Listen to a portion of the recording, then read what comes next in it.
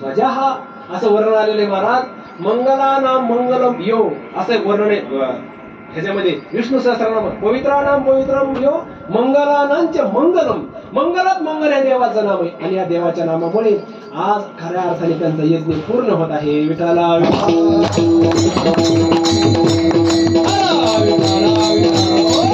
माझ्या कर्म उपासनेवर आपण किती बोलणार.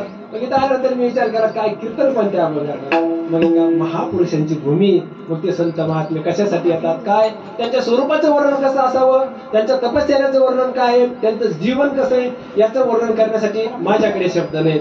माझं तितकं तप नाही, तितकी शक्ती पण नाही. पण काय करावं महाराज, काय करावं म्हणून साधू संतांचे शब्द उष्णी घेतले आणि मग त्या साधू संतांच्या शब्दातूनच आपण वर्णन करू. विठाला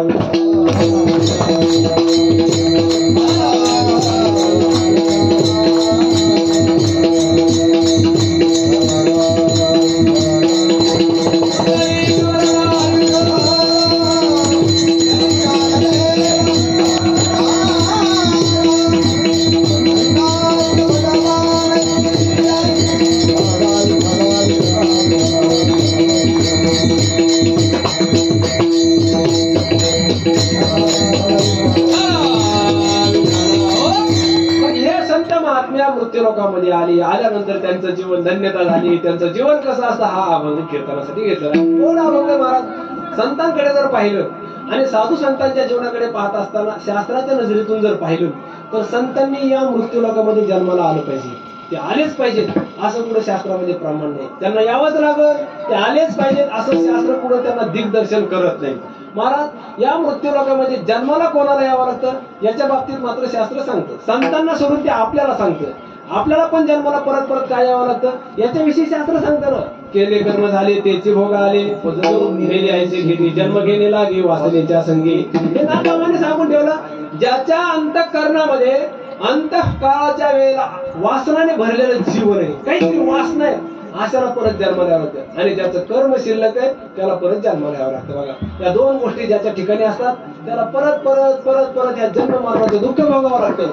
जर आपण संतांच्या जीवनाकडे पाहिलं तर संत महापुरुषाच्या अंतःकरणामध्ये कसल्याही प्रकारची वासना नसते. आणि संतांचं ज्या वेळेला त्यांचं ब्रह्मरूपता त्यांना ज्या देहाने ते ब्रह्मरूप त्याला प्राप्त होत असतात तेव्हा कोणत्याही प्रकारचं कर्म शिल्लक नसतं. बरं सांगतात आता करता कर्म करावे हे कुंटले तया सोडावे आणि जरी करी तरी आघावे अकर्ता तो. त्याच्या जीवाने त्याच्या दृष्टीने कोणत्याही कर्माचा नियम लागत नाही.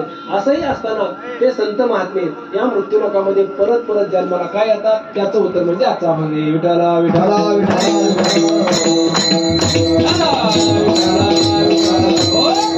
काय जन्माला येणं वेगळं आणि जन्माला यावं लागणं वेगळं.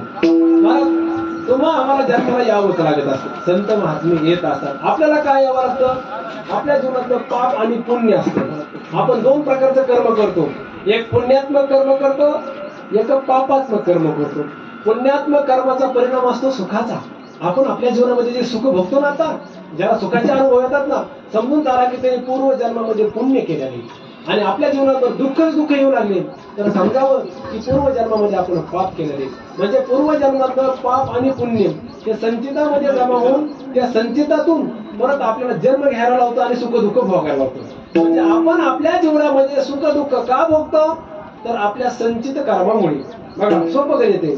आणि मग असं आहे आपण आपल्या जीवनामध्ये हे सुख दुःख भोगत असताना पूर्वजन्मातलं पाप पुण्य संपत आणि ज्याचं पाप पुण्य संपलं त्याला परत जन्म घेण्याची पाळी येत नाही.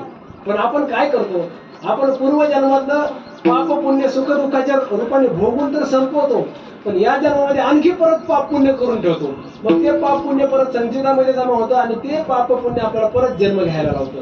मग परत ते पाप पुण्याचं सुख दुःखाने भोगता भोगता आपण आणखी करून ठेवतो, ते संचितामध्ये जमा होतं, ते जन्म घ्यायला लावतो. परत असं हे चक्र आपल्या पाठीमागे लागले.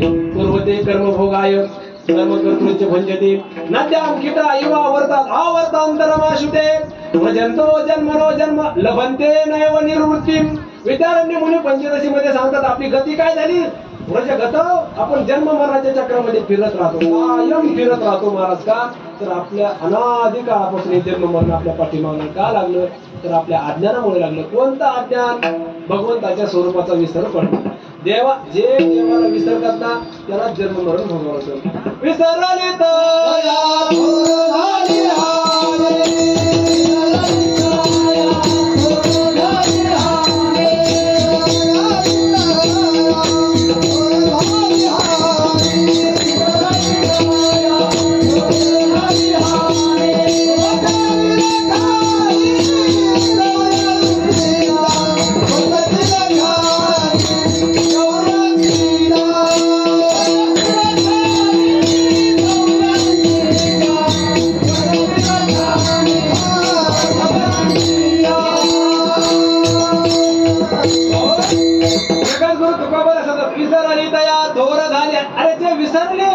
देवाला विसरले. मला देवाला विसरणं म्हणजे काय हो? आपण आपल्या स्वरूपालाच विसरलो. अरे वास्तविक पाहता आपण जर पाहिलं तर आपण परमात्मा आहोत, आपण पांडुरंग आहोत, आपण देवरूप आहोत.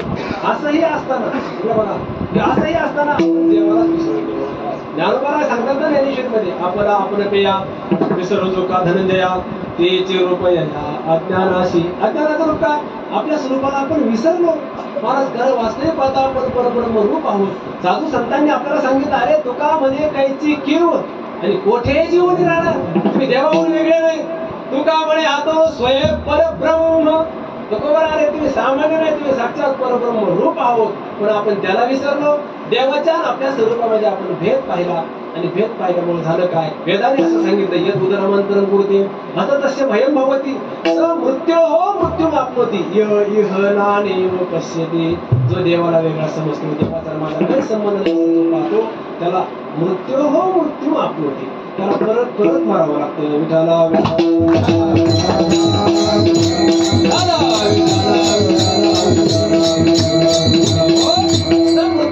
आपल्या संतांना काय जन्म मरण नाही तर संत देवातून आपल्याला भेद पाहतो. ऐका साधू संतांनी कधी भेद पाहिला नाही. रामायणामधला एक प्रसंग आहे, वाल्मिकी रामायणामधला. काय झालं? लंकेवर विजय मिळवला आणि बघ प्रभू रामचंद्र सर्वमान्य सेना सीताई साहेब हनुमंतराय नर नीर जांबुडी सगळे अयोध्येला आले. परत बरेचसे काही आपापल्या घरी गेले. पण हनुमंतराय प्रभू रामचंद्राला सोडायला तयार नाही. हनुमंतरायांनी मला प्रभू रामचंद्रांची सेवा करायला सुरुवात केली. तिथंच अयोध्येमध्ये राहायचं, सेवा करायची. एके दिवशीचा असा प्रसंग आहे की दुपारच्या वेळेला हनुमंतराय आणि प्रभू रामचंद्र बोलत असतो.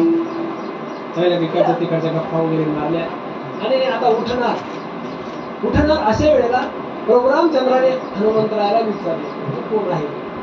तुम्ही समजत आहे का?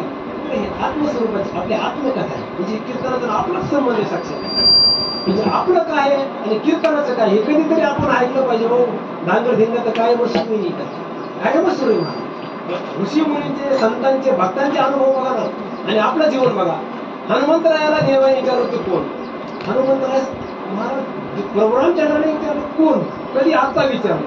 भेट कुठं झाली? अरण्यामध्ये ते पंपा सरोवरावर भेट झाली आणि विचारतात आता हनुमंतराय दचकले ना.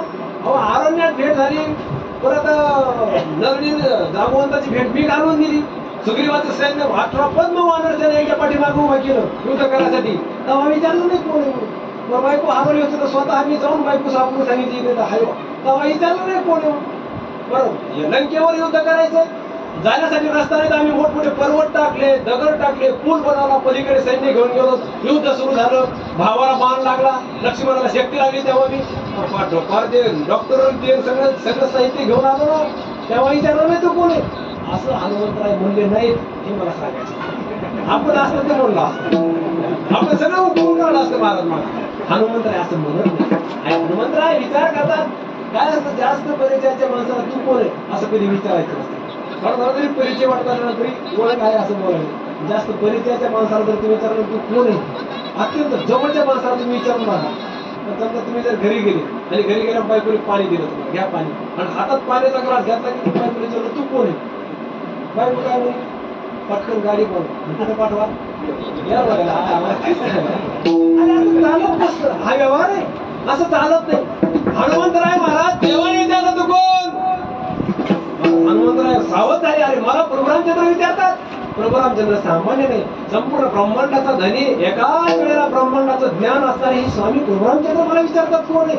ऐका हनुमंतराय सावध झाले. हनुमंतराय सामान्य. हनुमंतराय म्हणजे बुद्धिमत्ता बुद्धीची देवता हनुमंतराय. हनुमंतराय म्हणजे प्रोग्राम जमला. तुम्ही मला एक प्रश्न विचारला की स्वामी ऐका, तुमच्या एका प्रश्नामध्ये 3 प्रश्न आहेत. कोणते 3 प्रश्न? तुम्ही मला विचारलं तू कोण आहे.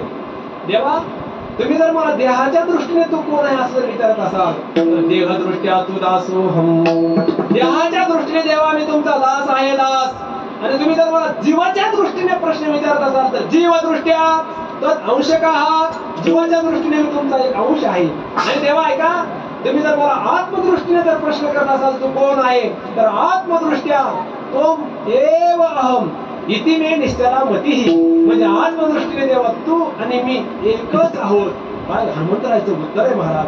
म्हणजे आत्मदृष्टीने देवात भेद पाहत नाही, आपण देवात भेद पाहतो. शरीराच्या दृष्टीने आम्ही देवाचे सेवक आहोत, आम्ही देवाचे दास आहोत असा हनुमंतराय परिचय देतात. हनुमंतराय सांगत नाही देवा मला ओळखत नाही का, मी अंजनीचा मुलगा आहे, मी पवन पुत्र आहे, असं कधी हनुमंतराय सांगत नाही. देवासोबत परिचय देतात.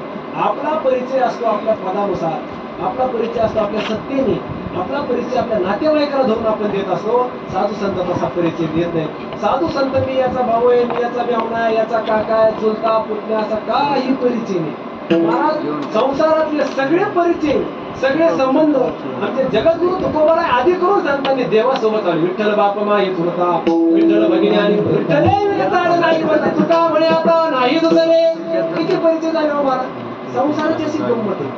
संसारातलं एक जरी नातं आपण देवासोबत ठेवलं ना तरी आपला उद्धार होऊ शकतो.